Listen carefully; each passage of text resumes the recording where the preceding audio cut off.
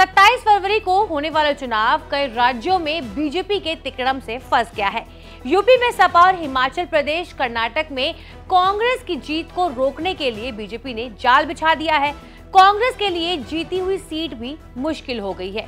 कर्नाटक में 4 सीटों पर राज्यसभा चुनाव है। नंबर गेम के हिसाब से कांग्रेस की 3 और 1 सीट पर बीजेपी जेडीएस अलायंस की जीत पक्की लग रही थी, लेकिन 4 के चुनाव में बीजेपी जेडीएस ने 5वां उम्मीदवार खड़ा करके वोटिंग की नौबत ला दी है। तेलंगाना, हिमाचल और कर्नाटक इन तीनों राज्यों में बीजेपी को हराकर कांग्रेस ने बहुमत की सरकार बनाई है। राज्यसभा चुनाव में सबसे ज्यादा सीटें कर्नाटक से जीतने का चांस है, लेकिन अब निर्विरोध चुनाव नहीं हो पाएगा। कर्नाटक में बीजेपी कुछ ऐसा खेल करेगी, शायद इसी आशंका के चलते कांग्रेस हाईकमान ने सोनिया गांधी के लिए कर्नाटक की बजाय राजस्थान चुना, जहां कांग्रेस की सरकार भी नहीं है। 224 विधायकों वाली कर्नाटक में राज्यसभा की 1 सीट जीतने के लिए 45 वोटों की जरूरत है। कांग्रेस के पास 135 विधायक के वोट है। अजय माकन, नासिर हुसैन और जीसी चंद्रशेखर कांग्रेस के उम्मीदवार हैं। पार्टी में क्रॉस वोटिंग नहीं हुई तो तीनों जीतकर राज्यसभा सांसद बन जाएंगे। अजय माकन कांग्रेस के कोषाध्यक्ष है। नासिर हुसैन खरगे की टीम के माने जाते हैं।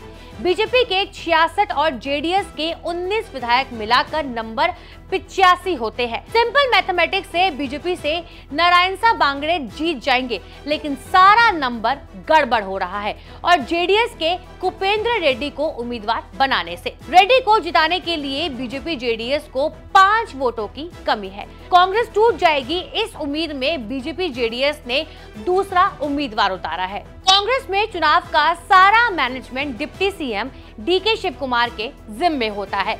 5वां उम्मीदवार लाकर बीजेपी ने डीके को चैलेंज किया है। डीके कह रहे हैं कि कोई क्रॉस वोटिंग नहीं होगी, कांग्रेस के 3 उम्मीदवार जीतेंगे। डीके ने उल्टा बीजेपी जेडीएस को टेंशन देते हुए दावा किया है कि उनके विधायक अंतरात्मा की आवाज पर कांग्रेस को वोट करेंगे। मई में कांग्रेस सरकार बनने के बाद से कर्नाटक में दल बदल उठापटक के चांस बने हुए हैं।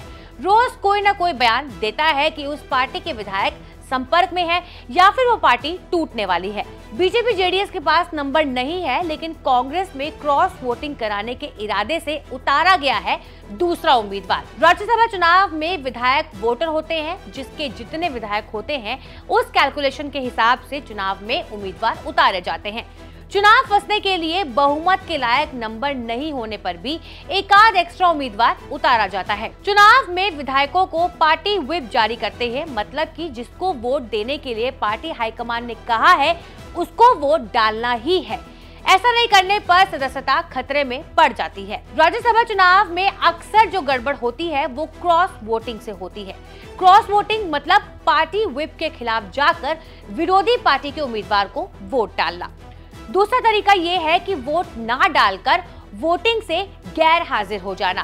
कांग्रेस ने क्रॉस वोटिंग और वोटिंग से गैर हाजिरी, यही 2 हथियार है जिसके जरिए बीजेपी ने हिमाचल और कर्नाटक में कांग्रेस को राज्यसभा चुनाव में हराने की प्लानिंग की है।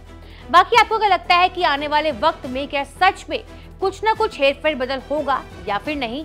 जो भी आपकी राय है हमें कमेंट बॉक्स में जरूर बताइएगा।